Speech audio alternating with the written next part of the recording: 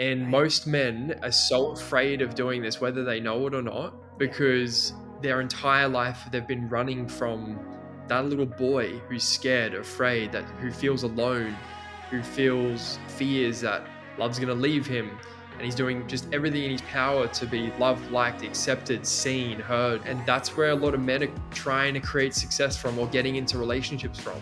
Welcome to the Multiple Truths podcast. We're your hosts, Holly and Brittany. This is a space where we can come together healing in community, where we share our self-love journeys, insights, and wisdom. A space with no hierarchy or judgment, fostering love, compassion, and respect, and where we honor our differences. With open minds and hearts, everyone's truth is welcome here. We are in this together. Let's dive into the episode. Hello, and welcome back to another episode of the Multiple Truths podcast. You are listening in with Brittany today. Sorry, I'm like trying to get comfy here. If you're watching, I'm like wiggling around. Don't mind me. But I hope you're doing well wherever it is you are in the world, whatever it is you're doing today. I hope that you're having a beautiful day. Get cozy, get comfy, grab your coffee, grab your tea. We are going to be diving into a very needed conversation today, a conversation about healing, the importance of healing, all of the things. And the guest that we have on today specifically works with men. So yeah, I was really excited to have Ryan come on the podcast because I know Holly and I talk a lot about healing and whatnot from a woman's perspective, from our perspective. So it's nice to get men on in this space as well that is also really dedicated to healing and the importance of healing. So without further ado, from high school dropout to leading men's coach, Ryan Moresby-White, a 27-year-old Australian from South Africa, transformed from a depressed yet successful business owner in the construction industry to living his purpose every day. He's the founder of the Inspired Man Project, a global personal development company that helps men lacking direction and fulfillment reconnect with their true core, heal past traumas, and awaken their true selves. Through embodying masculine and feminine energy and healing the inner child, Ryan's mission is to empower men to become true leaders, create thriving relationships, and be inspiring role models for future generations. So without further ado, let's dive into the episode. Ryan, thanks so much for being here this morning. How are you today? Yeah, I'm doing great. I'm grateful to be here and excited to have a bit of a chat and provide some value. Yeah, I'm excited to dive into conversation. Holly and I, so Holly is my co-host of this podcast. We both talk a lot about inner child healing and just the importance of inner child healing. And I see, which is why I reached out to you. I was like, oh, I would love to have you on the podcast because for those listening, you talk a lot about inner child healing. You talk a lot about, healing the boy within specifically. And, Holly and I talk about healing the little girl within. So I was like, I really would just love to get a guy's perspective on this and just the healing journey for men, for lack of a better word, because although I'm sure a lot of it is similar, I'm sure a lot of it is very different as well. What comes to mind right away is how I feel it's a lot more difficult for men to tune into their emotions just because of, society. Society makes men feel like, it's like, oh, boys don't cry or, stuff like that. So I'm just curious, how did it all start with you? Like, how did you really start to see the importance of it? Yeah. And then we could just go from there. Yeah, for sure. And yeah, you're absolutely right.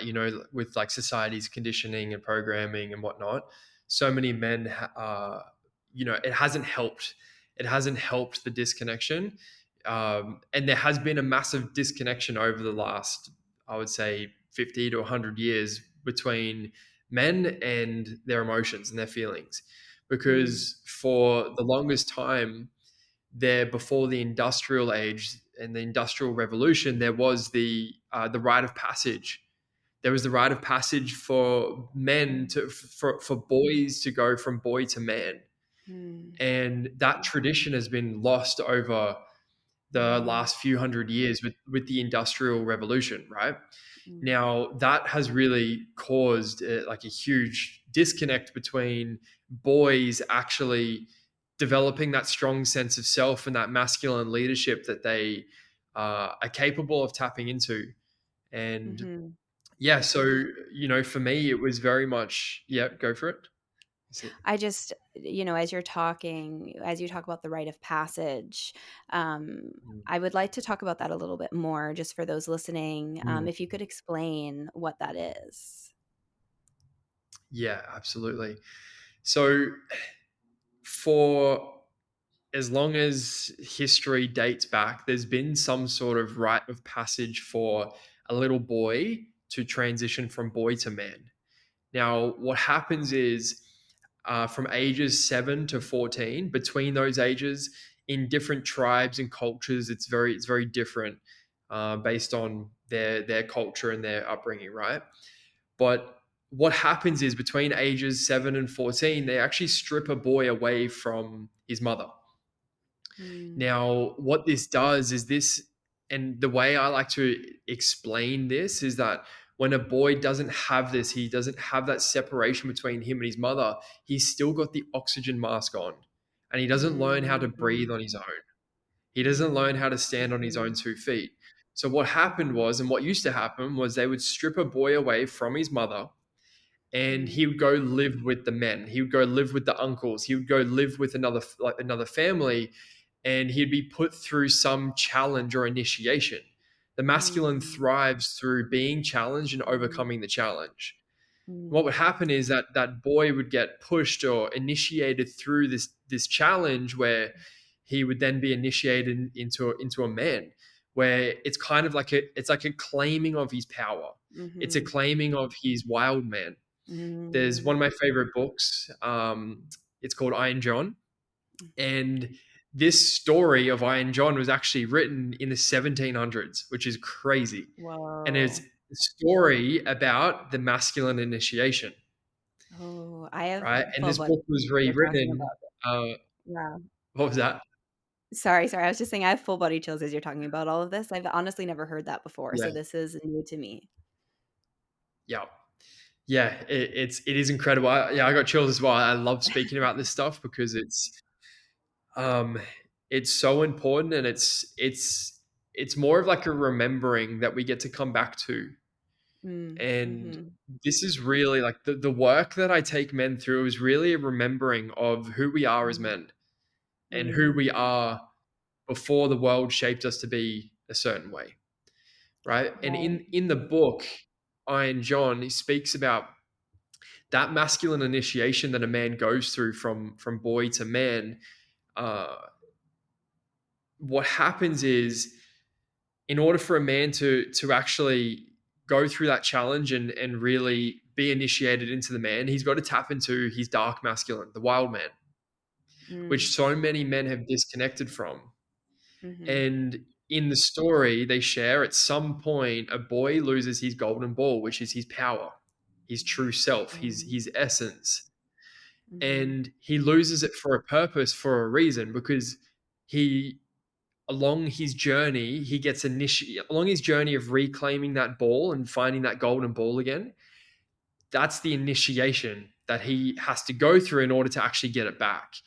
And in order to get that, in the story, it suggests that the key, right? So, long story short, the wild man is this big man that's captured and he's put into jail. And this little boy becomes friends with the wild man while the wild man's in the jail. And the wild man says, I'll give you everything you could ever want if you free me from this prison, from this jail.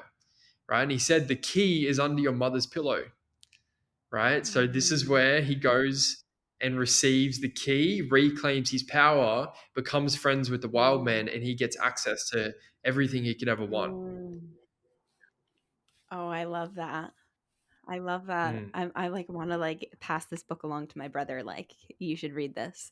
Um, oh, I think that's beautiful. I think that's interesting. And Yep. what's coming to mind as you're talking is, um, showing up, I mean, that was written, obviously, you said in the 1700s, and this whole initiation process was lost in the Industrial Revolution, I believe you said. And today, in today's day and age, I feel like, so, okay, I'm just going to give like my perspective a little bit. You let me know what you think of this. What I see, there's a lot of men trying to I'm struggling to articulate this. I don't want to say like, like masculine energy, feminine energy, like the quote unquote male roles, what they used to be, what masculinity used to be, and whatnot. The men lead, women follow, that sort of narrative. And I'm seeing a lot of that resurface in today's day and age. And I feel like, so I personally believe that women are the protectors, the leaders of the spiritual world. Men are the protectors and the leaders of the physical world. And I see a lot of disconnect with men today. I see a lot of them wanting to lead. Like, yes, I'm a man, I lead, but a lot of them are leading from a place of ego. And as a woman, there's no way that I'm going to follow a man who is in his ego. It's like there's a disconnect, but a lot of them are unaware that they're in that space. And I feel like we see a lot of that, the relationships, wounded relationships. We're seeing a lot of that. I don't play out today, I guess, or, trying to like find those roles again in this day and age and how it's so different. I feel like I just said a lot there. I'm not sure exactly what my question is, but I'm curious what your perspective on that is. Yeah, I love and yeah, I love what you shared there because um, the typically the wounded ego that or the wounded masculine that we experience in relationship, that's the little boy. Mm-hmm. That's the little boy who didn't have his core emotional needs met in childhood, which then wounds the ego, right? Which then gets triggered and reflected back to him in relationship. Mm-hmm. So this is where not only the rite of passage for from boy to man is Mm-hmm. missed, but it's also the safety that he needed in childhood to develop a connection with his emotions. So there's many different there's three things that we need in childhood to feel safe enough to develop the core strengths that we needed Mm-hmm. to gain in each stage of development to be in our powerful self, our true self, the capital S self. And those three things, the first one is obviously is to be loved, but it's to be loved in the sense of even if I make a mistake, love isn't taken away from me. It's like this underlining Mm-hmm. foundation of unconditional love that is there regardless of who I am or what I do. Mm-hmm. The second thing is to know that we matter, that we're a priority in the world, right? That we have a Mm-hmm. place in the world, that our needs matter, our emotional experience matters, what we Mm-hmm. want matters, our desires matter, all of it. Mm-hmm. Uh, and the third thing is to know that our parents are okay, right? Mm-hmm. Because if they're not okay, we make it either mean it's our fault or it's either our fault or it's our problem. Mm-hmm. And that's a lot of weight for a Mm-hmm. child to take on, Mm-hmm. a lot of weight to carry. Now, when those three core needs aren't met in some form, in some way, that little boy or that little girl doesn't have the safety to develop or to put it this way, they don't have the safety to be a fucking child, to play, to Mhm. be curious, Mhm. to be wonderful, to receive the gifts that they were supposed to gain in that stage of development. For example, Right. like at the toddler phase, right, this is where we start developing boundaries. Mm. And if a little boy was shamed for having anger, right? Right. Anger is Mhm. actually a natural emotion because it's our protector, Mm. and that's how we set Mhm. boundaries. So when a Yeah. little boy is shamed for having anger, this is where the nice guy comes out in relationships because he feels that if I set a boundary or if I'm angry, love's going to move away from me or pull away from me based on those Right. three core needs that weren't met. So he didn't feel safe Mhm. enough to be able to Mhm. speak his truth. And this is where the Yeah. nice guy comes from in the modern day relationship. So a Right. long-winded answer to what you shared. Yeah. Yeah, no, I love that. And just, you talking about the anger, I've talked about this on other podcasts before, actually, how anger is, we're made to feel ashamed of anger. We're made to feel as though it's an emotion that we shouldn't have, like, oh, you're angry, go to your room, or have a timeout, or this or that. And what and from my perspective, what I see a lot of is misplaced anger or displaced anger. Even that, coming out in the relationship dynamic as well. It's like we have this anger and we're not expressing it in a healthy way, and it builds, it builds, it builds, it builds. And like for men specifically, if people drink or whatever, it might come out in other circumstances. And this is when like when you can't control your emotions, it's like this outburst, and it's like the bottle popping off, like the champagne, for example. But Yeah. and just how important anger is. So anyways, that's just like a little side tangent. But with everything that you're saying, how can men, I mean women as well, but specifically, men start to, how can they have that initiation for themselves, if that makes sense, since they're not like actually put through it anymore? How can they start that on their own? Yeah. I think the greatest initiation a man will ever go through is from his head to his heart. The I journey always say from the his head to his heart. Yeah, I always say Yeah. the longest journey you can take is the journey from your head to your heart. Um, Yeah. and it's a journey, though. It's a journey. And I feel like a lot of people get lost with how to start with that journey. I think it Yeah. starts in the wanting, though. I think it starts in the wanting. Like once you Mhm. start to realize, once you start to become aware of these things, because I think one of the biggest problems is the lack of awareness. Most people are unaware of these subconscious patterns that they're repeating and whatnot. And it's nobody's fault. It's due to the society we've been brought up in, and the suppression of our feelings, and this and that. But I like to tell people it starts in the awareness, getting curious, and also knowing that it is a journey. But I don't know if there's any tips that you would say for a person to kind of really start on that path. Yeah, absolutely. And yeah, it all does start from awareness. And typically it's the journey of helping man get out of his head and into his heart and building that relationship with that. So creating stillness, becoming quiet. It's because here's the thing, when we get, especially as men, we spend so much time in our head doing, thinking, analyzing, making plans, making decisions, like especially high performing men. Mm, Now, the hardest thing is for a man is to let go of control and to be able to surrender into his body and to get out of his head and into his heart. And the most beautiful part, I love what you shared about the feminine being the protector of the spiritual realm, right? mm, Like the feminine is the initiation and is constantly inviting a man into his heart, right? And a man's constantly inviting a woman into her body. But for a mm, man to be in his heart, it creates for him to create enough quiet and stillness to listen to the whispers that his body's trying to speak to him.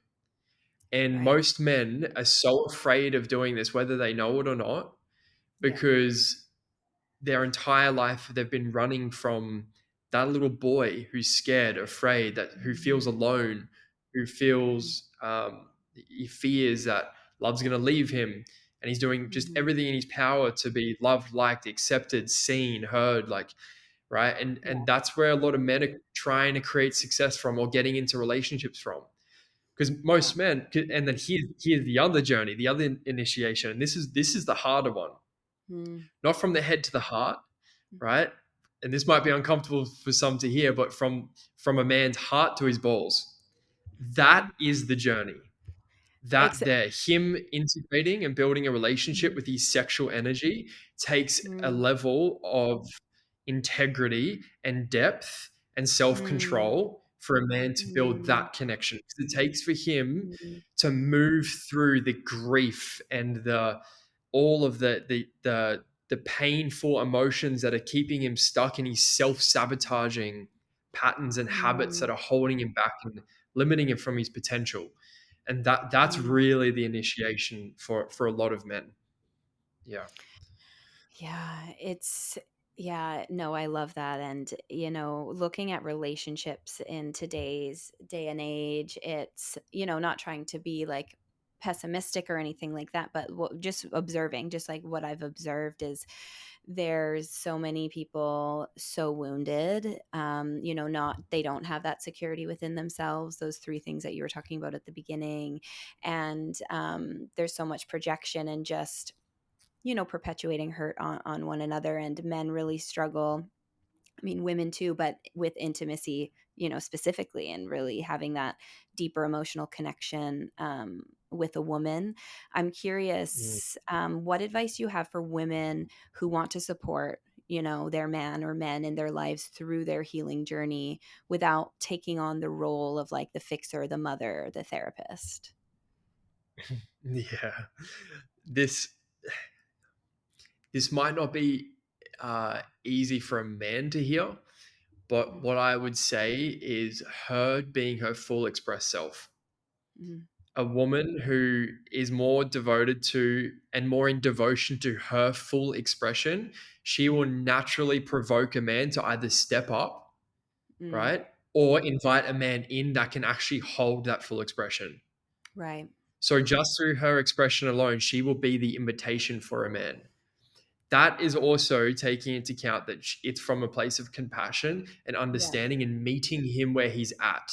It's not a Mm, we're at different levels. It's I'm just going right. to meet you where you're at and I'm Mm-hmm. going to communicate with you and invite you to meet me with where I'm at and what I need, right? And if that's not possible, right, then it's being with the realness of this person doesn't have the capacity to meet me and hold me in my full depth and expression that I wish to be, right?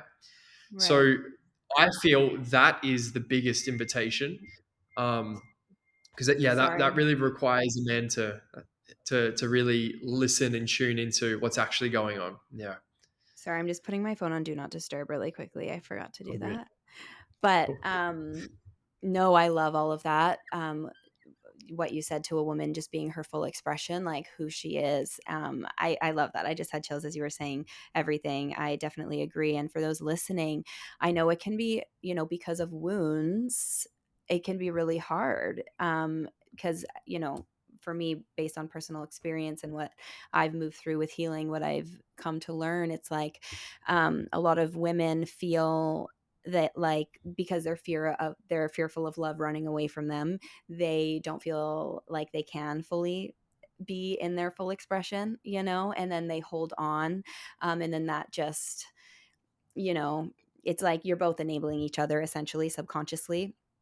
Um, so for those listening, really trust, I just want to say trust yourself with how you're feeling. And, it's really sitting and reflecting though, like, where is this coming from? Is this quote unquote need that I'm asking, is this coming from an egoic place? Is this something I'm searching for, like, outside of me? Or is this something that I genuinely need for, my soul, and I'm like willing to walk away if the needs aren't met? And that's where it can get tricky for a lot of people too, is really like sitting with that. I know for me personally, if I'm triggered or like something like that, which it happens to everybody, right? It's like I don't act on it. I let myself feel what I need to feel, and then I sit and I reflect and I meditate and I'll journal and I'll really question, like, is this a younger part of me that needs my attention right now? Or, is this something else? And it's, I think we could be very reactive almost when it comes to relationships too, like the little girl and the little boy or the little whoever within you just wants to be seen at the end of the day. Um, so just for those listening, like, I guess just really trusting yourself and not being afraid to fully be who you are, because Mm. that's the only way you're going to attract someone in that is really going to give you what you need. But I feel so many Yeah. people, women especially, fear that, and men too, just, different ways. But Yeah. Absolutely. I'll say one thing on that is that the biggest and most common question I get asked on a day-to-day basis mhm, is pretty much in a nutshell, how do I get my man to do the work? How do mhm. I get him to do this? Yeah. Yeah. and there's two truths to this. The one is that she's potentially operating from her wounding and needing this man to be something other than himself, but Yeah. it's actually her projecting her wounding onto him. Mhm. So it could be that. It could be her Mhm. controlling. It could be her being in her mothering, caretaking energy where she's Mhm. actually Mhm. abandoning herself in a way, right? Yep. There is a healthy aspect to that as well, is of a woman being deeply supportive of a man being the best version of himself and constantly Mhm. inviting him, but without overextending herself and losing herself to that. Yeah, But yeah. yeah, and in that, yeah, like that's probably the most common question I get asked, and the way I respond to it is exactly that. It's working Mhm. with her younger parts first, Mhm. and checking in with her from what place is this Mhm. coming from, Mhm. right? Mhm. Before Yeah. that need to Mhm. push my partner into doing the work or get him into doing the Yeah. work. The Yeah. second thing is it needs to be that constant invitation of why this is so important to you in the relationship, and Yeah. it needs to be kind of suggested, because a man, like I shared before, the masculine Mhm. initiation, he needs to Mhm. go through that on his own. Mm. So when a Mhm. woman provides a man with, because I have free resources that so many women download and give it to their partner. It's like, no, he Yeah. needs to go through that journey and seek out the information himself and do it himself, Yeah. because that's his Yeah. initiation. Yeah. Yeah, Yeah. by receiving Yeah. that, he just feels more of that Yeah. motherly consumed energy, Or and he wants to run even more and yeah. move further away. Or it's like homework you don't wanna do, you know? Yeah. Yeah. Yeah. So, Um, uh, yeah. yeah. No, I love that, and, yeah, and, as a woman, it's really important too to like, it can be really hard for those, people, and men and women. It can be really hard to communicate openly and to really express your needs. Like, that takes courage, right then and there. And in doing that, though, it's really coming forward from a loving and compassionate place, not you're doing this wrong, da da da da da. Like you said, meeting the person where they're at and bringing this forward in a compassionate and loving way. Like, these are my needs, or this or whatever. And even if, let's say you're triggered, for example, and like you said before, like really sitting with it, is it the little girl in me, or where is this coming from? You know, being open about those things with your partner too, I think, can be really helpful for them to understand why you react in certain ways. Not saying you should react and project onto them, but just, this is my experience in the past. Like, and I feel like expressing that, just open lines of communication, essentially, which I feel like a lot of people really struggle with, men and women. Yeah, I'm curious, like, when it comes to, if I'm trying to think of this, how to ask this question. Like, when it comes to communication, it can be hard, like I said, really hard to communicate and to be honest and to be vulnerable, um, Mm. especially for men. I'm curious if you have anything to say to men or women about that. Yeah, absolutely. Especially for men, is that when we're disconnected from our own emotional experience, like what's happening in our own body, when we don't know what it is we're feeling at any given moment, and we're disconnected from our emotional experience, we don't know what we need to feel safe and secure in our own nervous system, let alone when we're triggered or reactive, right? What we need to come Hmm. back to a place of homeostasis or grounding or safety within our own body. So when a man hasn't met the depth of himself and built a relationship with his emotional experience, and women too, right?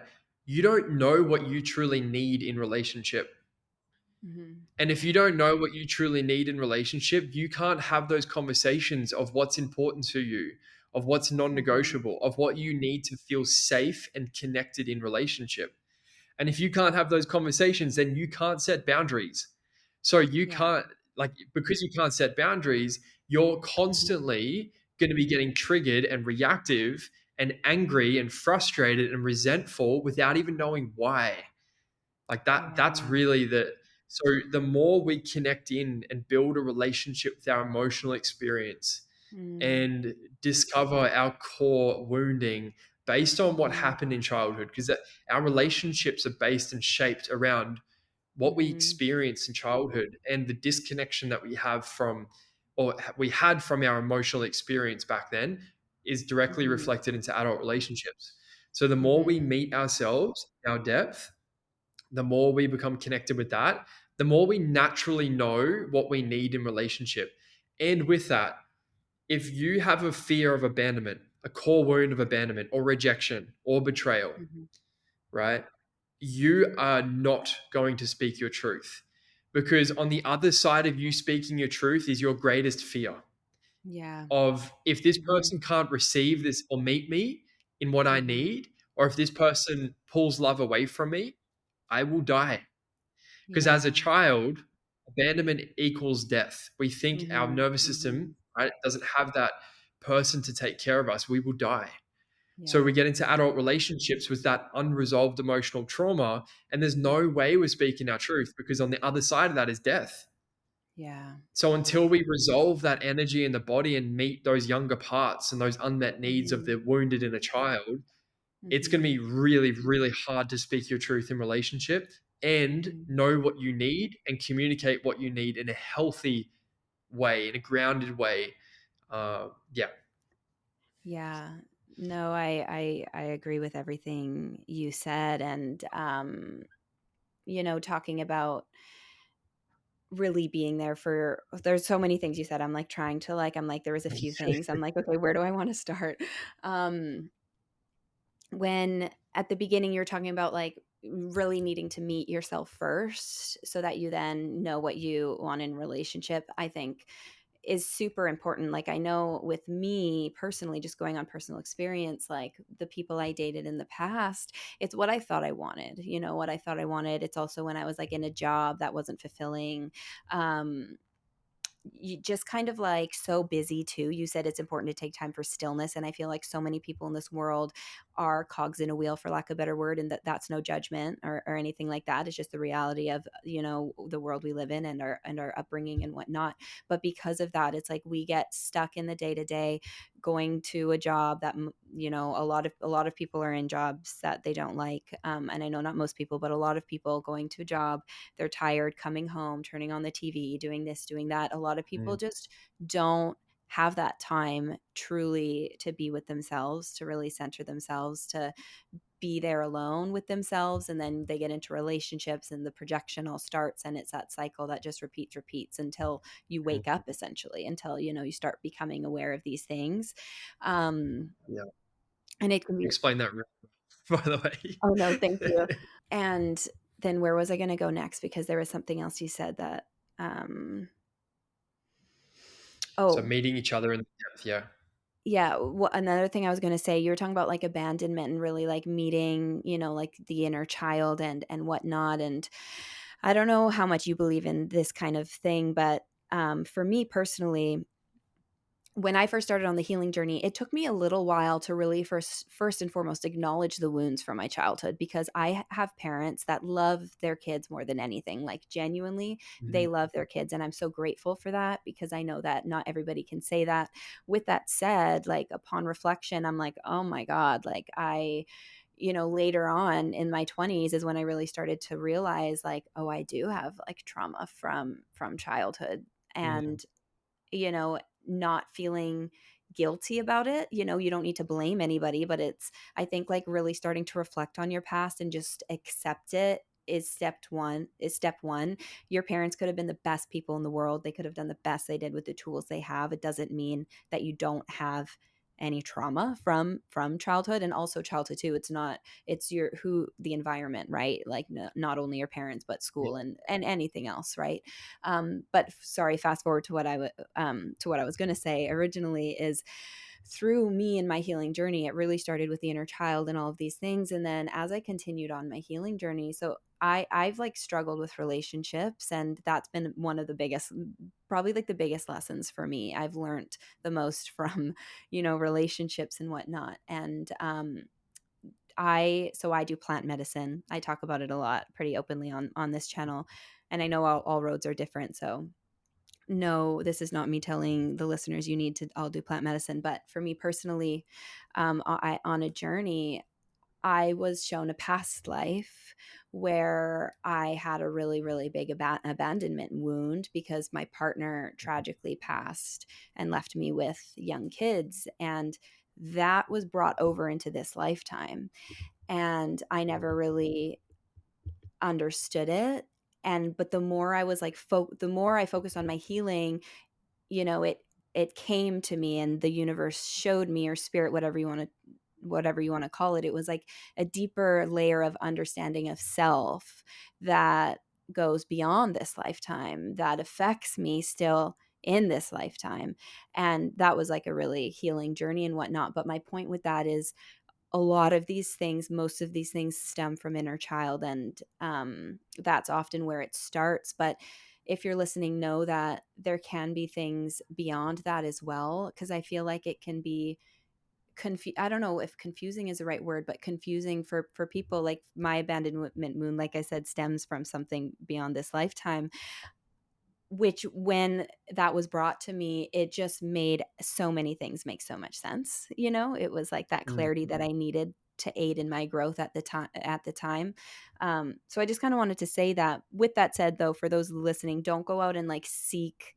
I wasn't seeking any past life things. You know what I'm saying? Like I wasn't trying to like, oh, it must be from a past life or whatever. Like it came to me through working on myself. So if something is meant to be presented to you from a past life, know that it will when the time is right. The point with that is back to what you were saying at the beginning. It's really getting to know yourself. And the Yeah. more you could peel those layers back, the more you can understand yourself, the more you'll be able to recognize a healthy relationship, for one, because that's something I couldn't do before. I didn't know how to recognize somebody healthy. Looking to connect with like-minded community on your journey of self-growth, self-love, and spiritual discovery? Join the Beehive, a supportive community hosted by Holly and I, designed to help you on your personal transformation and healing journey, and to help you tap into your innate wisdom. With live monthly Q&A sessions, exclusive content, and a like-minded community, the Beehive is the perfect space to grow and step into your most authentic self. For more information and to sign up, check the link in the show notes. What you shared there about being able to recognize what's healthy in a relationship, I think Mm-hmm. it's really important to touch on that. There's two things here actually. Um, the first thing is that in the in the spiritual world, in the spiritual community, there's Mm-hmm. such a massive thing I know is that there's a huge thing of spiritual bypassing and also dissociating from your body even Mm-hmm. more. The breathwork Yes. community, like most of that is people just dissociating from themselves and having this Mm-hmm. out of world experience. Now, Yeah. I know 100% the past life stuff is so like that's more of an experience that kind of comes to you as you Yeah. discover through the work. It's not, as you shared, Yeah. something you're looking for. No. But I've experienced people that are like, oh, I've had, I've got all this past life stuff, and it's they kind of put the power outside of themselves, and it's Right. like, no, yes, you might, but it's Mm-hmm. who you are. Like you're Mm-hmm. experiencing this in your physical body today. Yeah. It's in you. Let's work with that. Let's not worry about Mm-hmm.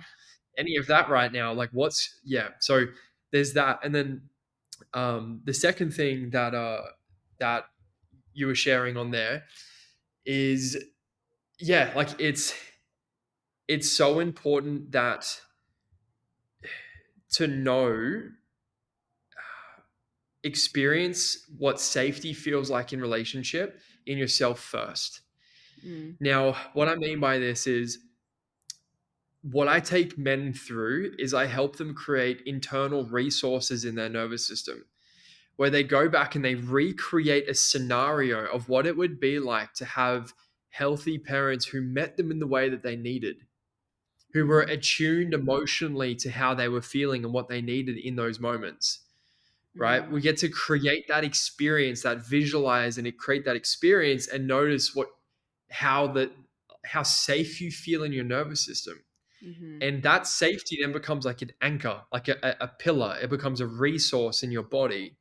So that's a resource that you can come back to and lean on in relationship that'll give you a healthy understanding of like, oh, that's what safety feels like. Oh, Mm-hmm. that's what it feels like to feel relaxed and to feel safe and connected in a relationship. I have Yeah. that resource in my body now. So now I can bring that resource into a relationship and see, because if you don't, and the realness is we don't know any different, right? Emotional abuse, emotional trauma, emotional neglect, emotional rejection, abandonment, all of this that we experience in childhood, we don't know any different. We think it's love. Yeah. That's our conditioning and programming of what we Mm-hmm. think love is. But underneath Right. that, it's actually trauma or emotional abuse. So that's what we Yeah. think is normal in relationship. Ugh, So, yeah. yeah, Yeah. that sense of because there's so many relationship coaches and so much advice out there um around like recognizing the red flags and the green flags and all of that. You won't know any of that until you go back and navigate and become deeply connected to yourself first and create safety in your own nervous system first. That will be a Right. natural byproduct, and you'll naturally Yeah. stay clear and move towards the green flags and safety and like real healthy connection. Yeah. No, I love all of that, talking about like as you were talking what I was thinking of my old patterns. Like I was attracted to toxicity, that butterflies, that the feeling of whatever. I don't even know how to describe the feeling, but I feel like a lot of people know what I'm talking about, that rush, that excitement, that whatever, the highs, the lows. And only when I went on my healing journey and regulated my nervous system, I'm like, this is what safety feels like. And that's what should be reflected in a relationship too. It shouldn't be those crazy butterflies or those feelings of not feeling calm and safe in the nervous system. Essentially, I feel like a lot of people do crave that toxicity, essentially unknowingly. Yeah, so I love that you mentioned that because I think that's super important. And also, what you mentioned before, the bypassing is also something that Holly and I love to talk about on here too. Because I mean, I'm very spiritual. I don't like to, I don't want to say I don't like to associate myself with the spiritual community because that's not necessarily true. But um, I feel like spirituality, New Age spirituality, has become like its own religion. And personally, I mean, I believe there to be truth in all religions, but I am my own. I am my own, if that makes sense. So with that, I love that you mentioned that too, because there is so much bypassing, and I've really seen that. And when it comes to dating specifically, I learned that the hard way. Like dating someone who is super spiritual, and I'm like, oh, this is great, and then that really burned me when seeing it in hindsight. I'm like, oh, that was ego. That was you know what I mean. Like, yeah. Anyways, um, so no, I appreciate you saying that too, because what you learn in these journeys, it's really important to integrate in the 3D world. It's taking those lessons and those experiences and then integrating it, because without the integration there is no actual learning. That's how you evolve, is integrating it through life experiences. It needs to come down to earth, essentially. So Mm. no, I appreciate you mentioning that as well. um, I'm looking at my questions here. I'm going to ask you a couple questions, if that's okay. Mm. What are some of the Go for it. most common, because I know you work with men, you mentioned. So what are some of the most common wounds or experiences from childhood that you see holding men back, um, in general today, whether that Mm. be in relationships or just in life? We're interrupting this episode to share something close to our hearts, our virtual healing circles. We have been loving them so much and meeting so many of you incredible people through them. Brittany and I are passionate about bringing people together to support one another and heal in community. We felt alone on our paths for so long, and coming together in community has been instrumental to our growth, and we've both seen the importance in it. We aren't meant to do this alone.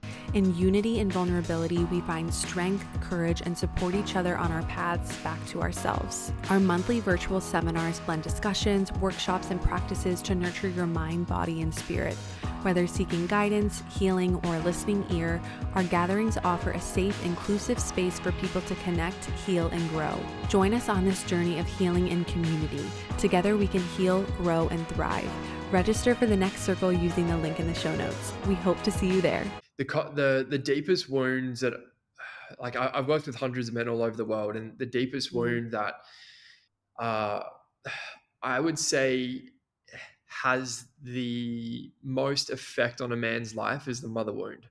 mm, Now, the mother wound is not just his actual mother, but it's the mother wound is the representation of the feminine energy, which is love. mm, Right? So when a boy, like everything we've spoken about today, when a boy doesn't mm, have that safety, he doesn't have that emotional connection, his parents aren't emotionally regulated and connected to themselves, right? He doesn't have the safety to be himself.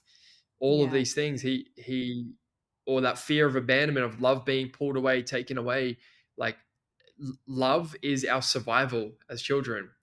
And when we, coming back to the analogy of the oxygen mask, Mm-hmm. when we receive too much of it, where it's overbearing, we don't, and the mask stays on, we don't develop that connection to be able to breathe on our own and Mm-hmm. to stand on our own 2 feet. Or the other way it happens is we have the oxygen mask on and we have an insufficient amount of oxygen coming through, or there's Mm-hmm. disconnected oxygen where it's like I'm not getting much, so we start fighting to get more. We're like literally, it's like oxygen. We're living in survival, seeking to get that love, and this is Right. where like men actually say these words to me. When I have a woman love me or nurture me, it literally feels like a hit of oxygen. It literally feels like this like Wow. high, this hit. And that's where I Mm, kind of developed this analogy. I was like, wow, like that is mm, the mother wound in its essence, right? yeah. So the unhealthy habits, Mm, the addiction to needing a woman to make you feel good, um, mm, training, working extra hours, and like all of these ways to distract from your emotional experience. All of this is the mother wound, because it's that emotional disconnection from what's happening mm, in his body, and right. he internalizes his emotions. He doesn't have an outlet for them because he doesn't know any better. He's so disconnected Yeah. from it based on what he experienced in childhood, right? So Yeah. basically, he's still got this oxygen mask on, that he's fighting to receive oxygen from the world or a Yeah. woman or a relationship, right? Or he's Mm, still got the mask on and he receives too much and it's overwhelming for his nervous system, right? This is right. where he easily shuts down or closes off or pulls away in relationship because Mm, it's so emotionally overwhelming, right? He yeah. doesn't know what to do with it. He doesn't have a healthy way to process it, to feel it. So the mother wound is yeah, would be the deepest wound, because yeah, it's literally our survival. And this is where the bad habits, the addictions, all of that comes from, because like you Right. look at vaping, Yeah. like that's a when I see a man vaping, I see a little boy like sucking on like a pacifier. Because what do you Well, think's yeah. happening when a boy's he's regulating his nervous system? It's calming him. Yeah. And that's Yeah. what vaping is. I used to be a high school teacher and all of the Yep. kids now, all of them. And it's just Yep. like it's today's version of smoking and it's like it's sad to see. And, something else I liked, I mean, it's the reality of it. But something else I always like to say, you talking about addiction is a lot of people, when they try to break an addiction, they simply try to like have more self discipline. And then discipline's important. Don't get me wrong. I'm not saying it's not. But often with things such as addiction, the root is deeper than that. It's not as simple as simply having more self discipline, and then people get in the cycle of hating themselves because they can't showcase that discipline. I feel like especially with men that I can only imagine that I'm a man, I should be disciplined, I should this, I should that. And then Yeah. the negative self-talk and then they need that comfort, so they go back to their addiction or whatever it is, and the cycle repeats. And you know, with addictions too, I feel like, of course, there's substances, but it's also like TV, porn, the phone, you know, stuff like that. And that's a whole other Yeah. thing, you know, talking about porn. Uh, I know that like, I forget the name of it, but I know that there is yeah, I forget the name of it, but essentially what can develop from watching too much porn from a young age, it can literally prevent you from being able to get hard. And I Mm. know that that's something that's not really talked about, I feel, enough. Um, I'm just kind of like diving in with some of these other things here, but I'm curious your like a man's perspective on porn and that. Yeah. Look, I there's definitely experts out there that understand like the neurology and the neuroscience behind what's actually happening in the brain and whatnot. But Yeah.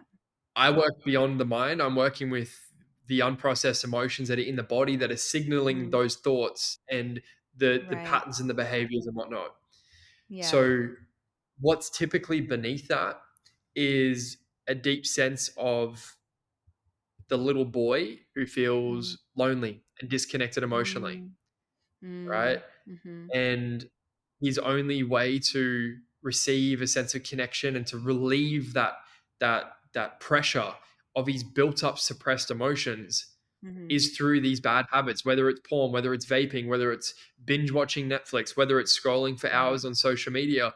It's all a way to feel better and to actually disconnect from the little boy within who feels alone, Yeah. right? Or is Yeah. feeling whatever he's feeling, the sense of overwhelm. Yeah. But that lack of well, and this comes back to actually what you shared before around you painted the picture of the being a cog in the wheel and the day to day, Mhm, like the monotonous grind, and then coming home, switching on the TV, and not having time for self. Right? mhm, We absolutely have time because we create time. But what happens is that what you paint, like you painted the perfect picture of 99% of the population.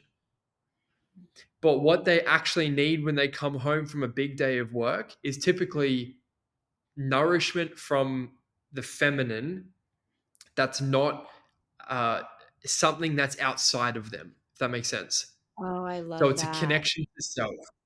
So Mm, for me, because here's the thing, I'm human. I still get these triggers. I still get these urges. I still mhm, get these like in the world we live in. It's mhm. hard to distract or escape it, right? So it's like, Absolutely. cool, how can we integrate it and kind of be a part of it? Now, for Mhm, me, what that looks like is when I'm overwhelmed, when I've got a lot of shit going on. Like I lead a lot of men. I hold a lot of space for a mhm, lot of people day to day basis.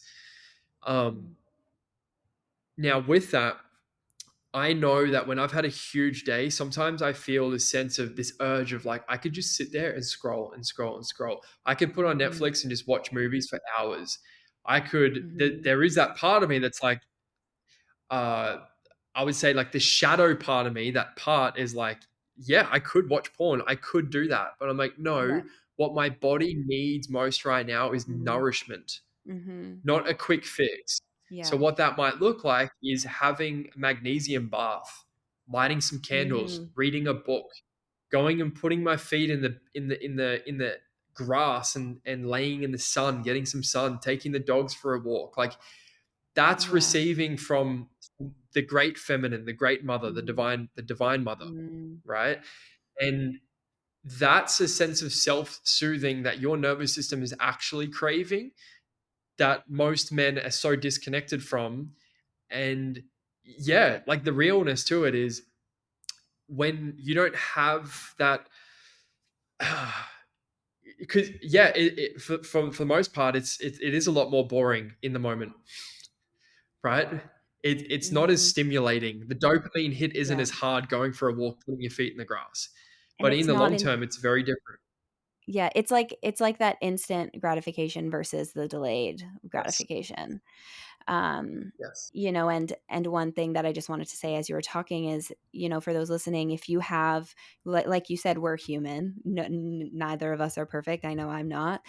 Those triggers definitely come up for me, and it's a matter of, for one, like I said before, is the awareness, because it starts with the awareness. Awareness is not enough. You need to be aware first, Mhm. then choose. It's like, am I going to feed my shadow right now, or am I going to feed my soul? That's where the choice is Yes. yours. Um, with that said, it's difficult, so when you're noticing that you are in a pattern of whatever it may be, try to have compassion for yourself, because I know I've been so hard on myself in the past, and that was a lesson for me with certain things. It's like hating myself into changing, and no change that way is going to last. It needs to come from a place of compassion and understanding. When old addictions resurface for me, I'm like, okay, why am I needing to do this? Whether it's binging or TV or whatever it is, I'm like, why is this coming up for me? For Yep. me personally, it's food. Like I used to like have binge. I used to binge. I would not eat, like all of these things. So whenever these resurface, it's like, okay, where is this coming from? Having compassion for myself first, and then getting curious, and then and then making choice and change from there. But no change is going to last if it's coming from hate. So I always like to remind Yes. people of that too, One because one thing on that I love that. One thing I want to share on that is, so typically why we disconnect and binge watch and turn to these other habits that don't serve us to regulate and soothe our nervous system for a moment, because it is for a moment, it doesn't last, mm, mm, is because we're typically doing this to avoid the emotion that's actually seeking to be felt. mm, So let's say having the bath and being in the stillness, you have to feel and be with that loneliness. You have to be with that shame, that grief, that whatever's there. And as humans, we do everything in our power to avoid feeling pain. Now, right. touching on what you shared before around discipline, now this is where discipline comes in, like real discipline comes Yeah. in. Mhm. Now, at first, it's discipline, then discipline turns into devotion. Oh, It's now, I this love is my that. devotional practice. Oh, I love that. I love Yeah. that. Oh, I just had chills as you said that. Um, yeah, because I know, like, just personal example with me, like, I used to be, I've had body image issues. I've talked about this a lot on my podcast. I'm sure the listeners are aware. So it started, gym all the time. I did bodybuilding competitions. Like, I had discipline, like nobody else, like really, really hard Yeah. discipline. But it was coming from the wrong place. It was coming from the wrong place. And then I needed to fall so far to the other side where there was nothing. Um, so that the scales could kind of come back to balance, if that makes sense. And now I'm at a place where I'm genuine, and I'm like, pat myself on the back, as everyone else should be patting themselves on the back for the work they've done. But, proud of myself for the fact it really is coming into balance now, and like implementing that discipline again, but from a place of like devotion. So I felt like Yes. that was just like a little message. Not, I mean, I want to say for me, for the listeners as well, but I feel like I needed to hear that. So, yeah, no, thank you for sharing that. I think that's like my quote of the week. I love that. Um, with all of Yeah. that, I'm curious if there's any like final comments or anything that you'd like to leave the audience with today. Yeah. I'll finish on what you just shared around from what place is it coming from, and that's the difference. So I teach men this sense of the the disconnect that we experience in childhood then shapes the life that we've created for ourselves. The identity that we currently have is just a reflection uh, of our past, our childhood, right? So when, let's just say, that little boy, for me, around age 4 years old, that's where I started disconnecting from myself. How I know that is because experiencing this little boy um, who started to try and seek more attention, who tried to be another way than what he was. right? He felt he needed to be something other than himself to be loved. That's where that Mm, disconnection happened. So from the age of 4 years old, I started veering off another path of being and becoming whoever I needed to be in order to be loved. So then I mm, have a whole lifetime of evidence to prove that this is who I am. And who we are today is a makeup of every single little thing that has happened our entire life. So from the age of since I was born, but from that little 4 year old boy, my life has then been built upon the foundation of the shame that this little boy doesn't feel that he is enough. mm, So for me, right, I was also, for most of my life, I was an athlete. And it mm, was from the foundation of the shame that I need to prove myself and be something other than myself in order to be loved, to get validation, to be accepted, to matter in the world, to be something in the world, right? right. Based on those three core needs that weren't met in childhood that we spoke about Mm-hmm, at the beginning. So mm-hmm, what happens is our life is then built upon the foundation of this shame, this guilt, this fear, whatever it is. mm. And then, yeah, you then become a bodybuilder and it's coming from the place that's on the foundation of this shame.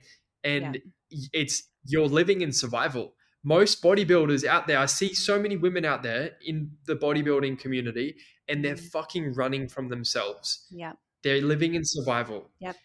Y- Yeah, that was yes. me. That was me. So yeah, I hear you. And when I was in it, it was under the false pretense of, oh, but this is healthy. I'm doing it for my health. Yes. I was gaslighting myself essentially. I don't know. I don't know if that's like, I don't know if I'm using that term properly. Maybe I shouldn't say that, but I was fooling myself. I It's thrown really, around so easily. You can use it. I know. I honestly like never use that word. I don't know why. I just pulled it up right now, but I was lying to myself and this was it feels like a lifetime ago now. It was a long time ago, but reflecting back onto that time of my life, I could really see that I was running from, yeah, all of it, and the only way to get to the other side is through is Mm, feeling all of it, allowing that to like be released through your body. And I feel like that's a big part of like the healing journey. And I feel like like healing is associated with just your physical health. I mean, I'm not a doctor or anything like that, but on on my journey through healing, physical ailments have been healed too, which is yes. interesting. So I feel like Yeah. they're very tied, because essentially it's you're holding that, on a spiritual standpoint. The way I like to describe it, it's like in the spiritual community they talk about like raising your vibration. You want to raise your vibration, da da da da da. And that's not about just being positive all the time. If you want to raise your vibration, you want to raise your base frequency. I call it a base frequency. Like you have like an average. It might Mm, go up and down day to day depending on your mood, depending on your interactions, but you want to raise your base frequency. How do you raise your base frequency? It's by letting go of that energetic baggage that's weighing you down. How do you mm, do that? Is healing and feeling it so that you can mm. release it, lift that weight off, and your frequency is going to rise. And that is how you're going to attract, love or whatever it may be, into your life. But it starts here, like we've been talking about the whole time. So yeah, no, thank you so much again for your time today and for this conversation. For those listening, where can the audience find you? Yeah. So Instagram and Facebook at Ryan Moresby-White. Those are my two main platforms, and yeah, I do heaps of podcasts. So Awesome. yeah, that's where I add most of my value is on social media is through there, and I've got a few resources that men can go through as well. So I've got a Awesome. guide, a journaling guide for men to become aware and develop that awareness, cultivate that awareness of Mm. everything we've spoken about today, pretty much. Yeah. Awesome. Okay, no, I love that. And for those listening, I'll have Ryan's links in the description box below, so it should be an easy just click to find his stuff. Yeah, but thank you again so much for your time today, for being here, for the value that you shared, and thank you to everyone listening today. Thanks again for sitting through another episode, and we will see you next Wednesday. Bye. As we wrap up today's episode, we want to extend our deepest gratitude for joining us on this journey. Your support does not go unnoticed.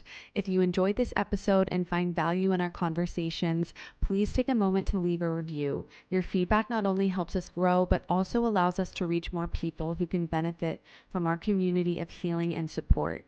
Every review, every rating makes a difference. Thank you for being a part of the Multiple Truths podcast family.